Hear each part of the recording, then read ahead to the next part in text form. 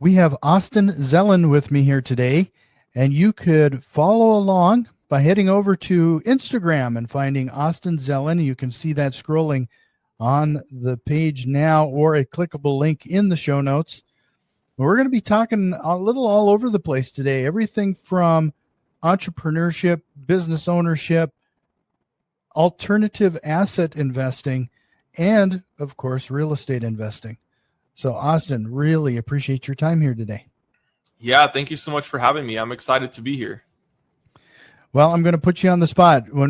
Before we hit record, we were chatting. You were kind of giving me a little background of what to expect, and I said, "Man, I wish we would have recorded that." So Yeah. I'm going to put you on the spot and try to have you repeat that background because it was really well formulated and truncated, so you won't find yourself repeating your lengthy history.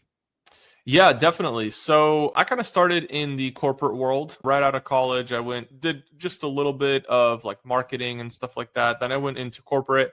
So I was a consultant for Microsoft. I was helping them develop their partner channels and the incentive programs that go along with that in order to help expand their cloud business. And so during that whole time, it was cool. I thought that was my dream job. I thought, wow, I finally have this corporate job. That was like the pinnacle for me. I was like, this is it. Like, I have the cool job, all the cool benefits. I have an office, my office was on like the 24th floor, 23rd floor, something like that. So, it's nice. And I thought that was all there was to this. And eventually I thought maybe I'd climb the corporate ladder, get into a more senior position and just make more and more money. So for me, that was like a dream come true for about 6 months though, because eventually I realized that, you know what? A 9 to 5 kind of sucks. And I got really good at my job. Like I'm a big fan of efficiency. So to kind of put some context to all this, I try to do everything I possibly can as efficiently as possible. I actually did a whole TED talk on this. But in this, I found out ways to make my job so extremely efficient that it got boring. Like it got to a point where we had a full team, and in my opinion, we had too many people on the team. So there was not enough workload for everybody. So I was just getting bored. Like I wasn't really working hard every single day because there just wasn't that much to do. And so that got me to thinking, like, maybe I should double down on some of the things I'm doing on the side. And one of the things I was doing on the side was trading. So I started to learn how to day trade maybe like probably a year or two before I went to Microsoft. And so I totally sucked for the first like year to year and a half, and I was just losing money. It was crazy. I would be in this cycle where I put money into my account, and then within a week or two, I would just lose everything. And don't get me wrong, I still had some days. Like I remember very vividly, I had one night where I was trading, and you have to trade at night because that's when the bank in London is open. And so that's when there's a lot of liquidity in the market. So I was trading all night. I tripled my account overnight. I was like, wow, this is amazing. I'm unstoppable. And then by the end of the week, the whole account was gone again. So you got to go through all these ups and downs and cycles. And I can't even count how many times I've lost my entire account. But I'm really thankful that I stuck to it. I saw an opportunity there, and eventually I got consistently profitable. I'd say about a year or a year and a half in, and that's when I saw my way out. It was like my escape from the corporate world potentially. So I started planning this, and I was like, okay, well, I have this job during the day that I'm working, all these meetings and the corporate setting, and then at night I'm trading. So it kind of became like another job for me, and I was trading most of the night. So very little sleep, very tough time. But eventually I got to a point where I realized that, hey, I'm using automation software at Microsoft. What if I could automate some of the things on the trading side as well? So I started looking for developers who knew how to code in that language. And I found some people, I gave them my strategy, and I asked them to code it all into an automated bot. And they did. They took my strategy, they put it into this, like, it's called an expert advisor that you just drag onto your chart that you're trading with, and it just trades for you. And I'm like, amazing. But I was still a little scared to risk my own money. So I went out to the bank and I'm like, hey, I'm like early 20s. Let me see how much credit cards or how much in credit cards I could get. Take that cash off of my credit cards. And worst case scenario, I'll file for bankruptcy, whatever. I still have my whole life ahead of me. But best case scenario, I might make a lot of money. So I got about $47,000, something like that. And I put it all into this account. And I'm like, okay, I'm not going to touch it. I'm just going to let the software run. And by the end of the year, after about like 12 months, I had over $200,000 in there. And I'm like, okay, I might be onto something here. And so this was like my first real launch into the business world. And I started licensing the software out to people where other people could take the software, literally do the same thing, just drag it over to their trading account or the terminal and allow it to trade for them automatically. Now they would have to select some inputs and stuff like that, but for the most part, it was very, very easy to run and totally hands-free. So for me, that was like, okay, this is the most amazing thing I've ever seen in my life, and I'm gonna become a billionaire off of this. That's what I thought. So I was going with the software for maybe a year, and yeah, probably a year, 6 months to a year after I left Microsoft. And I'm like, okay, this is great. Lifestyle changed. Everything has been really nice. But then all of a sudden I realized, what if regulations changed? Or what if something happened in the market that I could no longer use my software? What if the movement of the market changed and I could no longer be profitable? So it got me to thinking that I was literally one step away from having to go back to a corporate setting. And I really hated that. That scared me so much. I'm like, literally, if this one thing fails, that's it. I have to go back. So I need to start building a financial moat around myself, or something that can protect me from having to go back to the corporate setting. So that began my journey into the passive income investment field. And I started looking into things that could make me passive income. So obviously, I didn't want another job. I didn't want something that was active, because I had already experienced passive income. So it got me to thinking, how can I automate all these different things and start making money without having to do too much every single day? So I started investing. One of my first ones was a crypto mining. I was buying up a bunch of crypto miners. We were running them out of a big warehouse. I was buying up fractions of oil wells, which, I still do both of those actually, but down in Texas, I own fractions of different oil wells. And so that's, again, passive income. I was doing online stores, Amazon, Shopify, Walmart, Facebook Marketplace. I tried all of them. I probably had like 7 or 8 different stores at this point. And if you have a team running it, of course, it's fully automated. Most of those failed, by the way. And kind of over time, I just tried different things, anything from like exotic car rentals to now more like real estate and private jets, where we come together with a few investors. We buy a private jet, we charter it out. It's making passive income every single month. That's actually one investment where to this day, we've never lost money on the private jet. Every single month, it's been profitable. So that's been cool. And kind of over the years, I don't see myself as like a big investor, like an expert investor or anything like that. I see myself as a collector. I've tried all these different things, and I've kind of been collecting cool opportunities that make me money. And I've even been teaching on it. I have a whole coaching program around this, but it's been really, really fun for me. And I enjoyed this type of work a lot more than what I was doing in the corporate setting. And it's given me financial freedom. It's given me my time back. I can spend time with nonprofits. I do a lot of like coaching and education, youth training. So even like later tonight, I'm speaking at an event teaching business owners. So I enjoy doing that kind of stuff. And for me, that's what I'd rather spend my time doing than sitting in an office feeling like I have very little impact on the world around me. I like that you said you're collecting opportunities, or you're a collector. Yeah. That's kind of an interesting perspective. How do you fight this is my problem, the squirrel effect, where all of these opportunities, or what you perceive as opportunities, are flying at you? Maybe you experience that with your online stores. How do you weed through those quick to make sure that this is something you actually want to pursue? Yeah, so luckily at the beginning, I was kind of in a weird situation where I was getting a lot of opportunities, but because I was so new, I was not really able to tell if it was a good opportunity or not.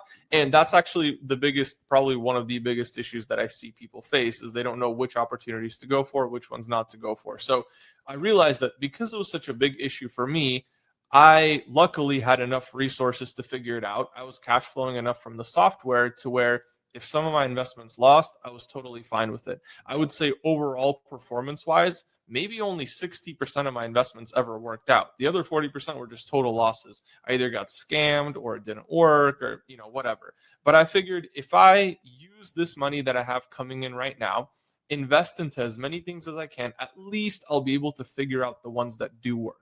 And so over time, I've really whittled down that pool, taken out the 40% that doesn't work. And that's actually how my coaching program came about, because the people who were using my software to make money, they're like, hey, I see you're investing in oil wells. I see you're investing in this. I see you're investing in that. Can you teach me? And I'm like, okay, well, if I'm going to teach on something, I'm not going to teach them the things that are not working for me. So I'll take the winners, I'll put them in this program, and I'll teach you what I did to make it work. And you're welcome to do it yourself. So it's not like investment advising necessarily. It's more of like, hey, I'm a review site. I collect investments. If they work for me, I'll tell you how I did it. And then it's up to you to go. Feel free to use my same vendors or investment managers, whatever, but it's up to you to go out and do it. So for me at the beginning, it was a little tough, but I'd say I got lucky with the software. I was making enough money where I didn't really care if I lost money. And that gave me kind of the freedom to just test everything out. So I used that win to try things. And eventually I figured out the ones that do work. Well, I know we're a real estate investing program, but I'd be curious, based on all of the experience and all of the businesses that you've had, a lot of people get into real estate investing for the first time through wholesaling because of the gurus out there will promise you can get into it, no money down, and sky's the limit.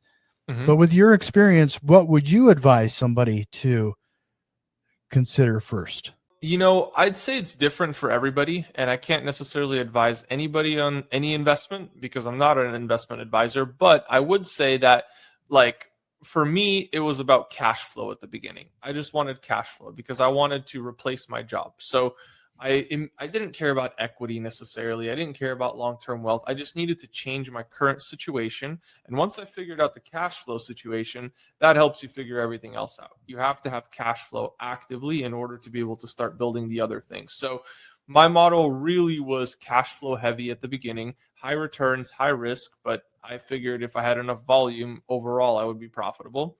And then secondly, I shifted that more to, okay, now I want cash flow and equity. So my goal after that was to invest into things that were not only giving me immediate cash flow, but I was also building equity in them.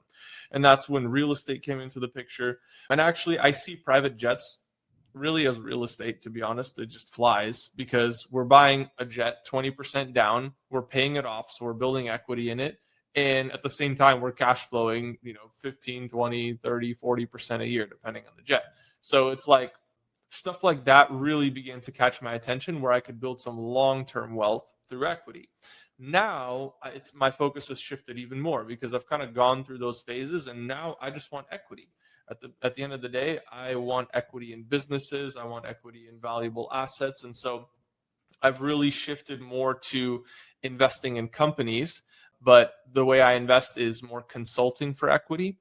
So because I've grown so many businesses through this process, I can basically copy and paste a lot of the processes that were built for me by professional teams into these other companies and help them grow as well. But I want equity in that business on the growth. So it's really changed over time. My priorities have changed over time. I would say that real estate is cool, but I was not interested at the beginning. It was at the very, very bottom of my list. I saw it as an insurance policy. I remember, I think only 1 or 2 years in, I bought my first house, and it was as an insurance policy. I was like, hey, if everything else fails, at least I still have a house. And so that was my train of thought because, the house was, well, granted, that house actually did really well through COVID, but I would say houses were not interesting to me as far as the returns go. 5-10% a year, that wasn't interesting to me because you got to remember the place I was coming from, my software was consistently doing 10-15% a month. So for me to do that in a whole year was like, okay, I could do that in a few years. I think that's really interesting. We've said on this program quite often to whatever you focus on is what grows. And I don't think we've ever brought up the fact that if you focus on the one aspect of investing, that's likely going to grow as well. So in your case, you mentioned you focused on the cash flow first, yep, and then worried about the equity later. I know one investor locally that's one of their things is that it's all about the acquisition. the cash flow on the property isn't really that important for him. It's more on as long as he's earning $1 a month in cash flow at first, that's good enough. It's about holding that asset to eventually become profitable. So Yeah. it's kind of a similar mindset there regarding focusing on one aspect and getting that in order first. Yeah, definitely. And, that's kind of a long game what he's doing. And I'm sure he's going to be successful with it. There's nothing wrong with that. But I was in a position where I wanted to immediately elevate my life and the experience that I was having. It's called lifestyle investing.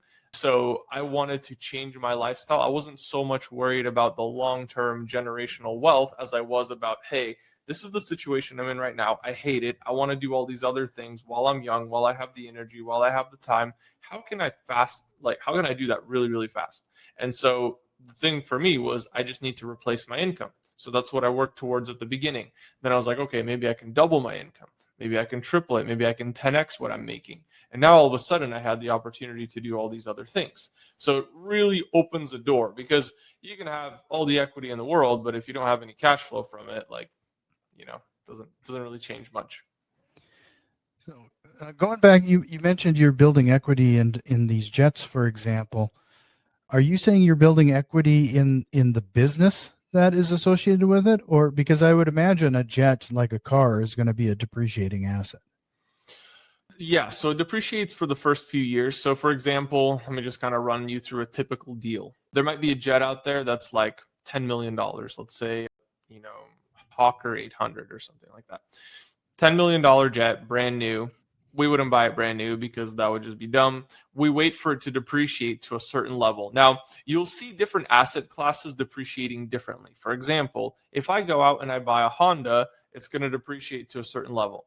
If I go out and I buy a Mercedes, it's going to depreciate even faster to a certain level. But once you get out of that like middle class playing field and you get into exotic cars, like none of my exotic cars have ever lost value. They've only gone up in value. And that's why I exclusively buy exotic cars, because I know I'm going to hold that value. I'm not going to lose money on it.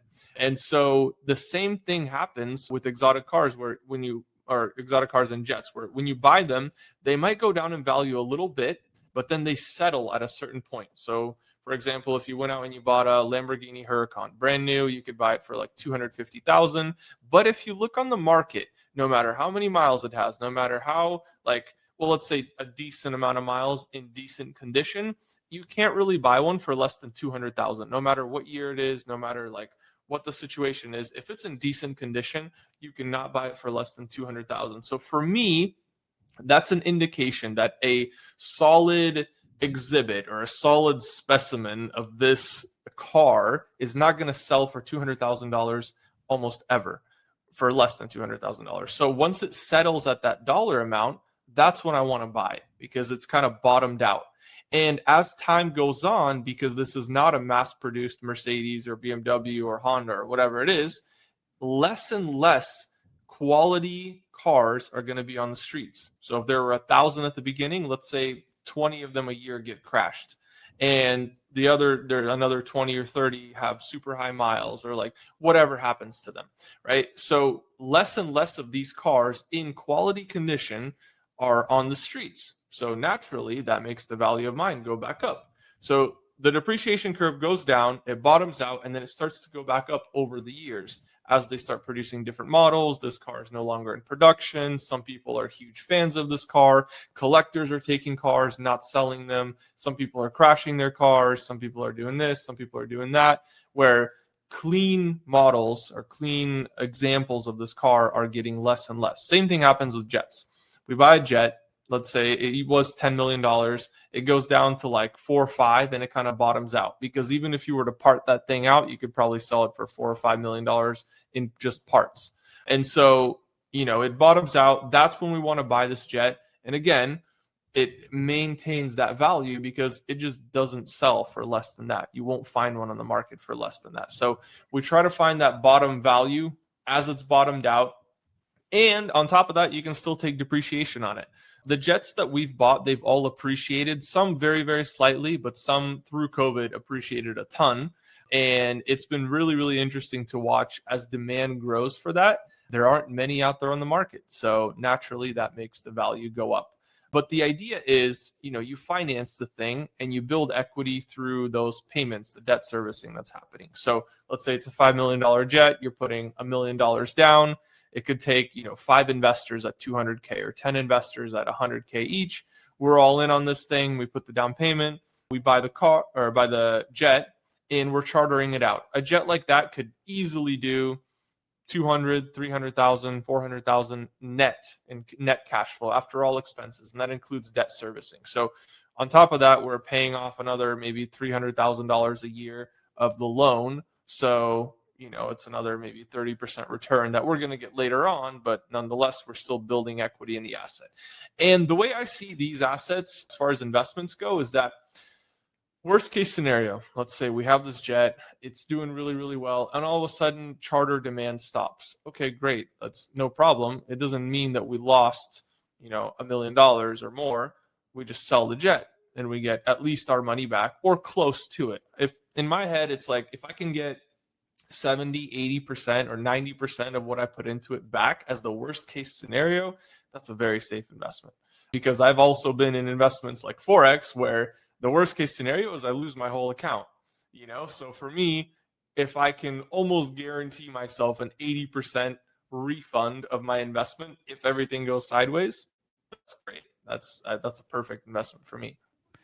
Just to remind everybody, find Austin on Instagram at Austin Zelen. That's going to be a clickable link in the show notes. If you found some value in what we're talking about so far, do us a quick favor and share this episode with one of your investing friends. And if you're watching us on YouTube, give us a quick like and subscribe. So, Austin, earlier you mentioned that you hired a team to help you with the processes and procedures, documenting. Talk a little bit about the importance of that and towards that goal of being as passive as possible. Yeah. So through my experience, I've realized that, being a CEO is cool, but it's not what I enjoy doing. And so I'm like, okay, how can I get myself out of the day-to-day operations? And everything was kind of in my head at the beginning because I was developing this as I was going, because it wasn't a business plan and like that I had before starting it. I just started investing and then people started asking for coaching. So I was kind of building it as I go. And over time, I realized that a lot of the procedures and systems that I was using were all in my head. So I had to get it all out on paper. And I think that's one of the most important things that you can do for your business. One thing that I found is that businesses tend to get stuck revenue wise around, $3 to $5 million or $2 to $5 million, because a lot of times what you have is exactly what I had. I was an entrepreneur who had this great idea. There was great demand for my product, but I didn't know how to run a business. And so I was learning along the way. And I think 90% of entrepreneurs or more will find themselves in that position where they have a great idea. They love doing exactly what they're doing, like maybe designing the product or delivering the service or whatever it is. And that's it. They don't know how to run an operation. A lot of times that great idea doesn't have any systems behind it. And the missing piece between them reaching, 3 to 5 million and reaching maybe 10, 15 million is just the system. And so I really have learned the importance of these systems and documenting SOPs and putting automations in place, because once you have a system, a business is really just a system. It's like a machine. And so you can't grow that machine or that system unless you have specific procedures and steps that must be followed and a standard operating procedure really for just about everything. Once that's in place, if I can add that structure to a business, to an entrepreneur who has a great idea, who has a great way of delivering a service or a product to clients, I can help them a lot of times double, triple, quadruple their business. And I come in as a strategic partner and help them orchestrate all of that because of how much it's helped my businesses. And a lot of times I could just copy and paste what was built for me and leverage our consulting team to do that for others as well. Yeah, it's interesting that. So when you decided you had to get this all out of your head and on paper, was that one man thing, or did you hire somebody to help you with that? And if so, was there any mindset that you had to go through to see this as another piece of an investment versus an expense? Well, truthfully, the The coaching company grew very, very quickly. We grew in the first 6 months. I mean, I think we hit our first million in like a month or two. So it was like very, very fast growth. And so for me, I was like, well, nothing's broken, you know? And then it was kind of like 4 or 5 months in where everybody's running at 100% speed all the time. It's like everybody, I could see that people were getting a little bit fatigued and they're like, man, like this is a lot of work. Like, you know, if we need to hire somebody, we have to go through this extensive training process. And we went from, you know, 0 or maybe just a couple employees to like 60 people plus within a few months. So we had all this hiring, all this, like people were getting a lot of churn as well, you know, so we had a lot of processes that were just kind of like, oh, well, that's just how we do things. And then we came to a realization that people were getting fatigued because of that. And we could not effectively just like remove somebody that was a key player and put somebody else who was maybe more skilled than them and put them in that position and just keep running this thing. We had to kind of stick to the B and C players because at least they knew how to do it. And we were growing so fast. And so that I saw as a weakness. And so I started thinking of, what could we do to help automate some of these things? First of all, take some things off of my plate. I was traveling, I don't know, multiple times a week, speaking at different events and podcasts and stuff like that. And that's how I find these deals. So my job was like the master deal sourcer. So I was sourcing deals anywhere I could, any country, any state, anything. I was just always out there looking for these cool deals because that's what I enjoy doing. But it was taking away time from that to try and run this company. So I hired a consulting firm and they came in and they helped us with all this. And it was very interesting because I remember our first session, we sat down and they're like, okay, so like, what are we going to document? And I was like, I have no idea. And they're like, literally, I had no idea what there was even to document. I was totally lost. I was like, I don't know, like I'd like do all these things, but like, I don't know what you could replace or what you could take off my plate. So it was a whole process of us from like walking through my day-to-day activities and figuring out what do I actually do and how can I document it? Because there was definitely a lot, but I didn't want to give up my involvement in everything. So we had to be very, very specific in all of that. And I think a lot of people can relate where it's hard to let go of some of these things. And that was very hard for me at the beginning. But eventually I realized that, hey, I'm hiring all these super skilled people, you know, paying them hundreds of thousands of dollars in salaries. Why don't I just give them the reins to do whatever they want to do and see what happens? I mean, I think it kind of came from my passive income background where I'm like, hey, like this is cool. Like I don't have to do anything, but I'm investing into things where I have very skilled people operating these investments for me. So the same thing I tried to do in my business as well. And eventually it worked. You know, there was a bit of, I'd say, friction at the beginning where people felt like I was pulling away from the business or doing different things. But I think that's part of the process as a business owner that we go through. And we find very skilled people to do the things that they're really good at, but I just maybe don't want to do anymore. And yeah, it's been a very interesting process for sure. But I'd say every business should go through that and find those systems and those processes that they can build, because at the end of the day, a business is just a system. It's not an idea. It's not, it does consist of a good idea and people really, but at the end of the day, the business itself is just a system. That's why you can sell it, because you're selling a system. It's like, okay, I have this machine, I have this engine that works. You can buy this engine, but you're not like the engine just sells the cool idea or the cool service and the people help facilitate it. At the end of the day, the business is just a system. It's kind of interesting you kind of went through that conflict, because obviously you focus so heavily on becoming as passive as possible, finding those efficiencies anywhere you can, but removing yourself from the equation is one of the most difficult things, because you, like you said, it's hard to find somebody who cares as much as you do. Yeah, I mean, it was very interesting for me as well to go through that process. I think I grew a lot, but I think it's just having that control over something that just feels so personal. If it was just some random business idea that I came up with, I think that would have been different. But because this is like literally my life, I didn't feel a separation between business and life. I'm like, no, like I do passive income. Like that's literally what I do all day, every day. So I felt like me separating myself from that it just felt weird. I felt like it was being taken away from me, or like I wasn't really sure where my place in all of this was because I was still doing a lot of the same things. But yeah, it was very interesting for sure. One of the things on the information that was sent over that I'm sure that there has to be a story or something about was buying businesses for $1. Oh yeah. What's up with that? Yeah, so that's kind of the consulting for equity that I do. So at this point, I have like 16 companies in my portfolio, and I've either started them or I've bought equity in them or I consult them for equity. So whenever I do a consulting for equity project, and actually I teach this whole process because this is just so fun. I think it's even more fun than passive income, or passive income through alternative assets. There are businesses out there. There's approximately 10,000 people retiring every single day between the ages of 57 and 75. So kind of the baby boomer generation. Now, out of those people, approximately 30% of them, or not 30%, I'd say 20 to 30% of them are business owners.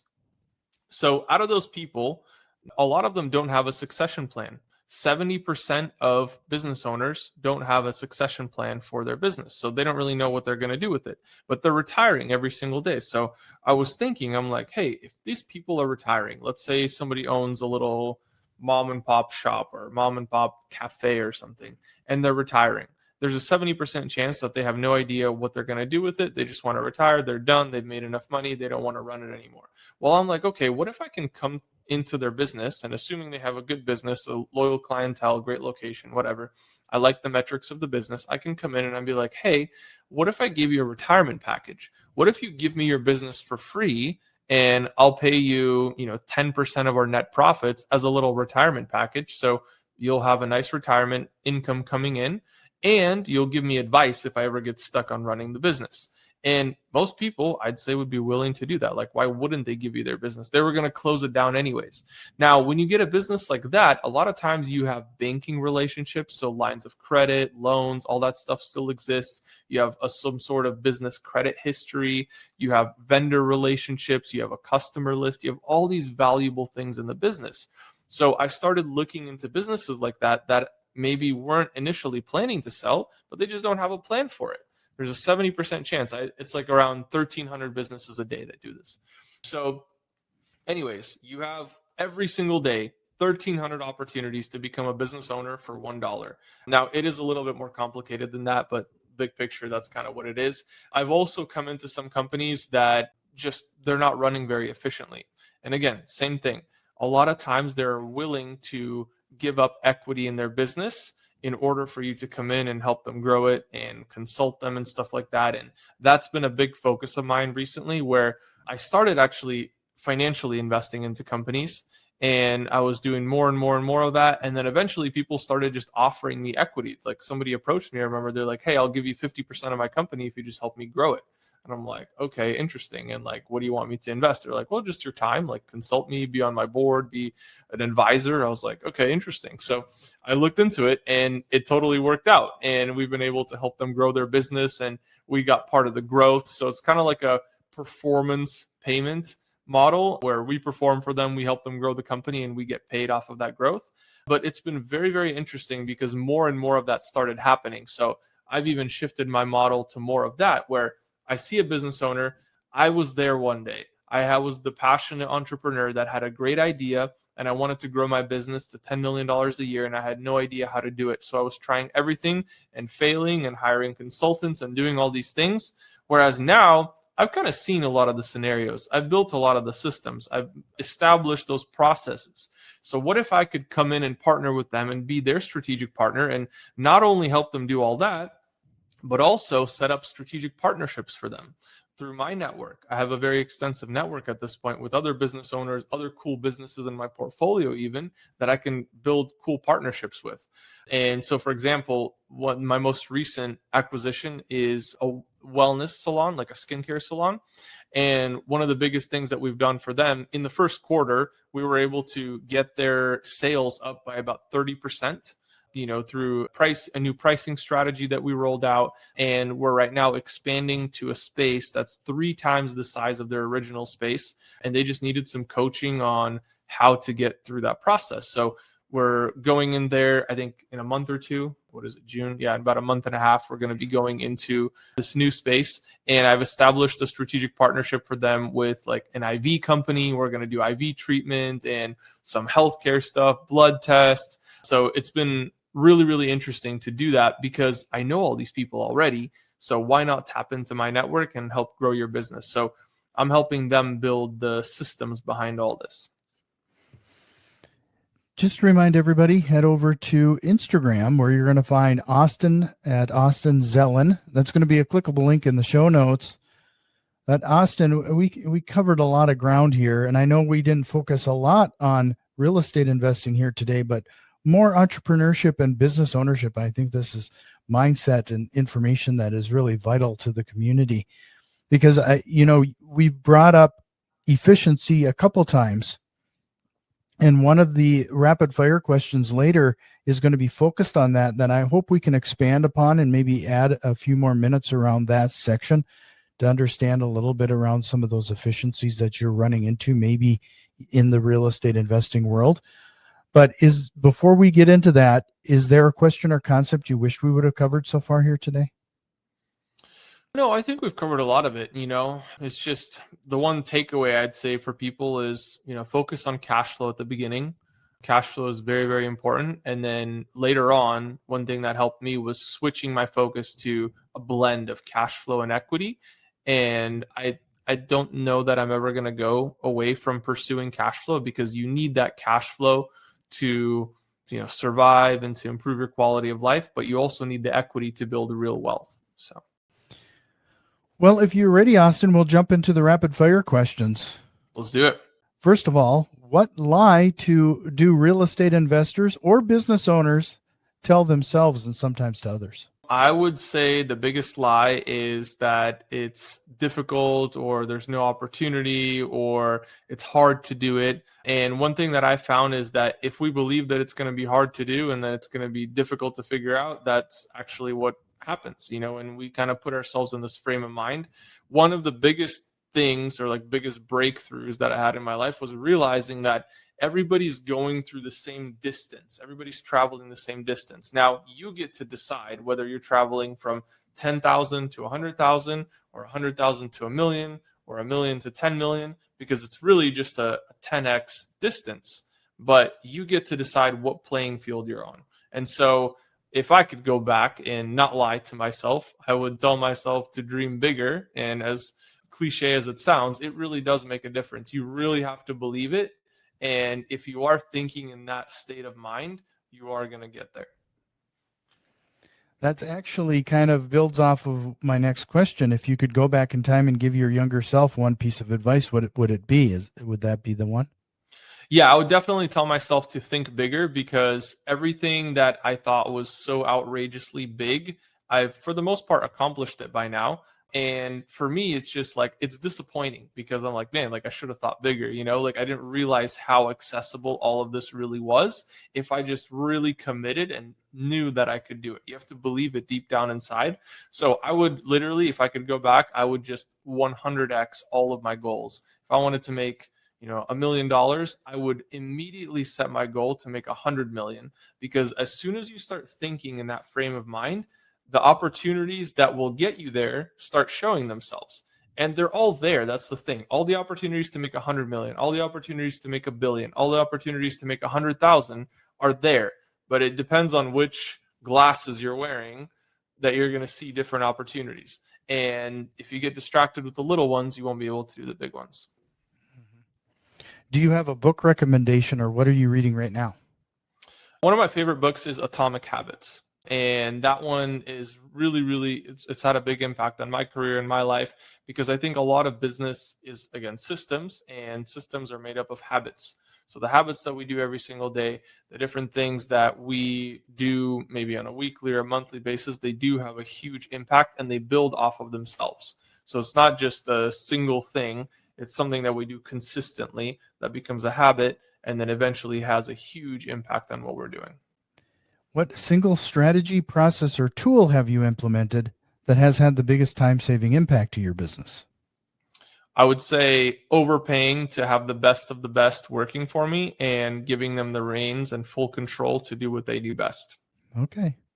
You've mentioned efficiency quite a few times throughout this program. What are some of those efficiencies that you've found, like on a personal level, to just kind of make the most out of your day? Well, one of my biggest things is having three main things that I'm going to accomplish in that day. And so, like for today, for example, I have three main things that I'm focusing on. And I try not to distract myself in the weeds of like, well, one of the things is I'm working on writing a book. So obviously, I'm not going to finish the whole book today, but I have a specific goal in mind today. And I'm not going to think about, oh, well, when am I going to find time to do the research? And am I going to type the whole thing today? And am I going to do it in a Word document? Or am I going to just take notes on my phone and do it later? Like, I'm not thinking about all those details. I just get in there and do it. And the more motion you have, the more momentum you have moving towards accomplishing that one thing, all these little things, they just kind of figure themselves out. It's really weird how it works, but that's typically what happens. All the little details sort themselves out if you have maybe a couple specific goals. And once I've accomplished those three main tasks, then I can work on some extra things and try to get ahead. But for the most part, I try to limit what I'm doing through time blocking and setting three specific goals for my day, and everything else is just a bonus. You almost come off as saying that multitasking is fiction. I wouldn't say it's fiction, but I find that it does make you less efficient in the end. And I'm like pretty good at multitasking. Like I'm to the point where I have extremely fast internet at my house, but some websites still take a while to load. So I have multiple monitors, and if I'm doing something in a hurry, I will be waiting for one thing to load or upload while I'm doing the next thing. And then as soon as that one loads, I'll switch to this one. So like I'm going back and forth all the time, and I'm very good at it. But I found that at the end of the day, it doesn't make me more efficient, and it just kind of confuses your brain. It's much better to go like really, really deep into one thing, get it done, then move on to the next thing, then move on to the next thing, because then you're not left scattered and thinking of like, what just happened? You don't feel overwhelmed. That feeling of getting overwhelmed, no matter how good you are at multitasking, I think does happen to a lot of people, and then it impacts your efficiency for the rest of the day. You get fatigued mentally. One last time, check them out at Instagram at Austin Zelen. Austin, this was a fantastic conversation. I really appreciate your time. Next time you come back, we'll probably actually get into the real estate investing. Yeah. But again, it's Austin Zelen. It was great meeting you. I hope you'll come back again sometime. Awesome. Thank you for having me.